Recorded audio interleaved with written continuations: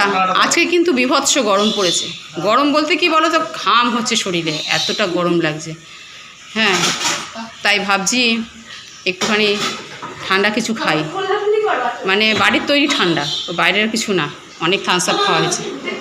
চলো কি বানাবো তোমাদের দেখাই। এটা হচ্ছে জল নিয়ে নিয়েছি, চিনি, তারপরে এটা জলজিরা, লেবু, নিম্বু পানি করবো।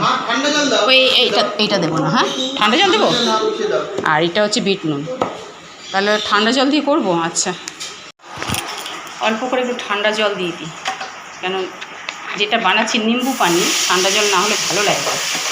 তা পুরো ঠান্ডা দেবো না, ওর সঙ্গে আবার একটুখানি গরম জল, গরম বলতে কি এমনি রুম টেম্পারেচার যে জলটা ওইটা আছে। চলো বানিয়ে লাস্টে দেখাবো, নাহলে ভিডিওটা অনেক বড় হয়ে যাবে। দেখো শরবত তৈরি হয়ে গেছে।